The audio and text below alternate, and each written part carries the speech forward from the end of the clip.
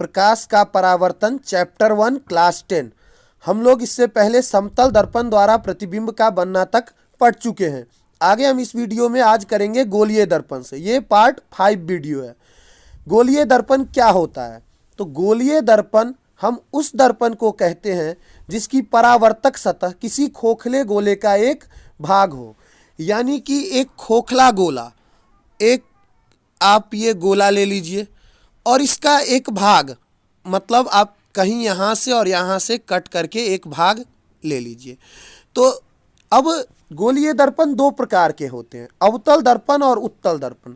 तो अब ये जो खोखले गोले का हम पार्ट लिए हैं, इसमें कैसे समझेंगे कि कौन सा अवतल दर्पण है, कौन सा उत्तल दर्पण है? क्योंकि अवतल दर्पण उत्तल दर्पण ही तो गोलीय दर्पण है। तो हम आगे देखते हैं। आगे है अवतल दर्पण। तो कहता है गोलीय दर्पण की बाहरी सतह को रजतीत करने से अवतल दर्पण प्राप्त होता है।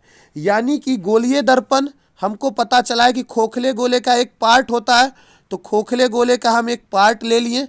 अब कहता है गोलीय दर्पण, अवतल दर्पण गोलीय दर्पण की बाहरी सतह को रजित करने से प्राप्त होता है। यानी कि देखिए, यहाँ एक इस साइड सतह है और एक इस साइड सतह है।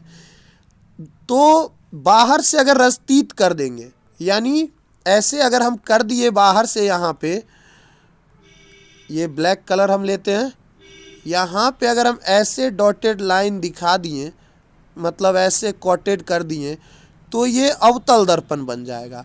और यही अगर हम अंदर से कर देते, कॉटेड लाइन दे देते, तो उत्तल दर्पण बन जाता। तो यही से हमको ध्यान रखना है कि अवतल दर्पण क्या होता है और उत्तल दर्पण क्या होता है। तो कहता है अवतल दर्पण में गोलीय दर्पण की बाहरी सतह को रजतीत करने से अवतल दर्पण प्राप्त होता है। और दूसरा बात इससे रिलेटेड क्या है, अवतल दर्पण में प्रकाश का परावर्तन दर्पण के भीतरी सतह से होता है।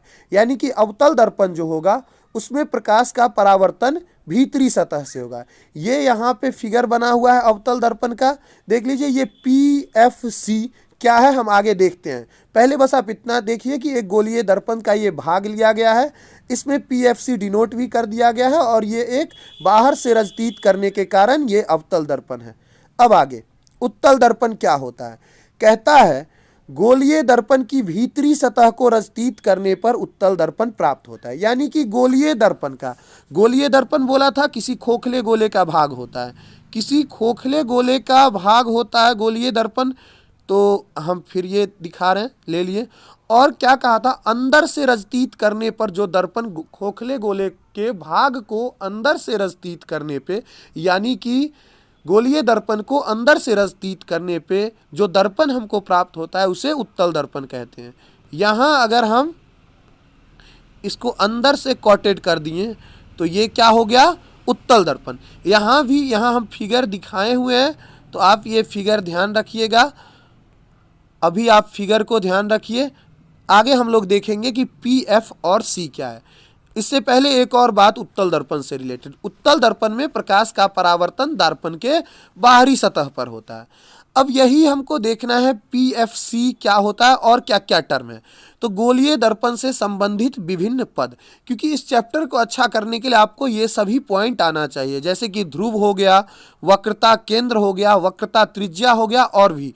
तो सबसे पहले ध्रुव, ध्रुव को पोल कहते हैं। और वही जो P आप देखे हैं ऊपर, यहाँ पे जो आप P देखे हैं, यही पोल है। अब ये होता क्या है, ध्रुव क्या होता है वो देखिए। कहता है गोलीय दर्पण के मध्य बिंदु को दर्पण का ध्रुव कहते हैं। ध्रुव को P से सूचित करते हैं। यानी कि गोलीय दर्पण यहाँ हम बना देते हैं, ये गोलीय दर्पण है।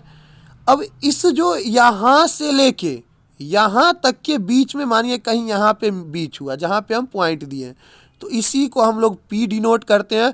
और यही जो बीच का बिंदु है, इसी को ध्रुव कहते हैं। तो आपको याद रखिएगा कि गोलीय दर्पण के मध्य बिंदु को दर्पण का ध्रुव कहते हैं। और इसे क्या चीज से सूचित करते हैं, तो इसे P से सूचित करते हैं। अब आता है वक्रता केंद्र। तो कहता है गोलीय दर्पण जिस गोले का भाग होता है, उस गोले के केंद्र को दर्पण का वक्रता केंद्र कहते हैं। तो पहले ही हम पढ़ चुके हैं कि गोलीय दर्पण किसी न किसी गोले का भाग है, और जब ये गोलीय दर्पण किसी न किसी गोले का भाग है, यानी कि मान लीजिए ये फिर से हम एक गोला बना रहे हैं, तो ये जो गोला है गोलीय दर्पण तो हम इसी में से कट किए थे, यानी कि अगर हम यहाँ से एक और यहाँ से एक कट किए तो ये तो इसी गोलीय दर्पण का ये गोले का भाग है। अब ये जो गोला है किसी न किसी एक केंद्र पे, मान लीजिए यहाँ पे कोई एक केंद्र रहा होगा, यहाँ पे इस केंद्र से, तो यही जो केंद्र हुआ इसी को वक्रता केंद्र कहते हैं। तो अगर हम यहाँ इतना चीज को हटा दें, मान लीजिए हम यहाँ पे उस जो पार्ट लिए थे गोलीय दर्पण का उसको दिखा देते हैं ये, और जिस बिंदु से वो पॉइंट गया था, मतलब मान लीजिए ये बिंदु है, यहाँ से इस गोला का बना हुआ रहा होगा, तो इसी को हम लोग वक्रता केंद्र कहते हैं और जिसे हम लोग C से सूचित करते हैं।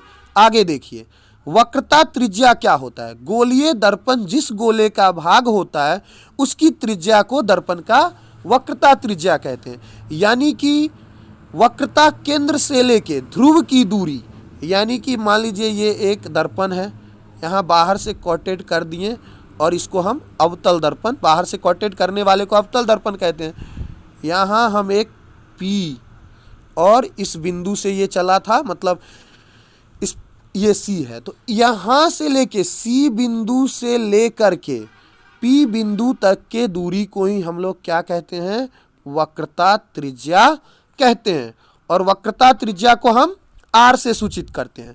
अब आता है प्रधान या मुख्य अक्ष। कहता है गोलीय दर्पण के ध्रुव से वक्रता केंद्र को मिलाने वाली सरल रेखा को दर्पण का प्रधान या मुख्य अक्ष कहते हैं। यानी कि प्रधान अक्ष और मुख्य अक्ष दोनों एक ही है। अब गोलीय दर्पण के ध्रुव से वक्रता केंद्र को मिलाने वाली सरल रेखा को दर्पण का क्या कहते हैं, प्रधान या मुख्य अक्ष कहते हैं। तो देखिए यहाँ हमने एक गोलीय दर्पण बनाया, हमने एक यहाँ पे गोलीय दर्पण बनाया। अब यहाँ पे इसको P कह दिए और इसको C, और यही जो P से C वाली जो सीधी लाइन जा रही है, जो आप देख रहे हैं जिसको हम ब्लैक कलर से घेर दिए हैं, यही जो C से P तक मिलाने वाली जो रेखा है यहाँ से यहाँ तक, यही क्या है, प्रधान या मुख्य अक्ष है। अब आगे फोकस क्या है।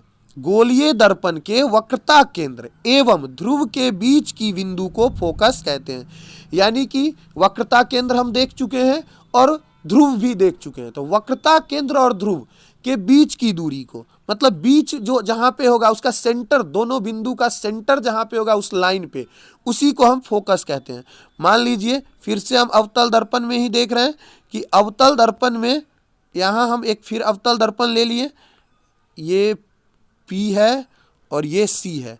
अब इस जो लाइन है इसके मध्य बिंदु, मान लीजिए कहीं यहाँ पे इस लाइन का मध्य बिंदु होगा, तो यही जो बिंदु है इसको हम फोकस कहते हैं, जिसे क्या चीज से सूचित करते हैं, F से, कैपिटल F से सूचित करते हैं। तो ये तो हो गया फोकस के बारे में। अब हम लोग देखते हैं फोकस दूरी। वही होता है ध्रुव और फोकस के बीच की दूरी को फोकस दूरी कहते हैं। यानी कि पहले हम पढ़े हैं वक्रता त्रिज्या, तो वक्रता केंद्र और ध्रुव के बीच की दूरी को वक्रता त्रिज्या कहते, उसी तरह वक्रता केंद्र और ध्रुव के बीच की दूरी को वक्रता त्रिज्या कहते, उसी तरह ध्रुव और फोकस के बीच की दूरी को हम लोग फोकस दूरी कहते हैं, जिसे स्मॉल f से सूचित करते हैं। यहाँ फिगर में अब देखिए, अब क्लियर दिखेगा कि मान लीजिए यहाँ हम इस फिगर में, यहाँ जो ऊपर में ये फिगर बना हुआ है, ये एक अवतल दर्पण का है।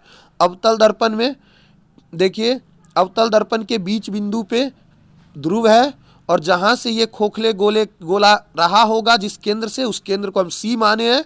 और P के और F के बीच में यहाँ देखिए F फोकस दूरी है, और बीच में P और F के बीच में F है, और P और F के बीच की दूरी को फोकस दूरी, और P से लेके वक्रता केंद्र की दूरी को हम यहाँ R से सूचित किए।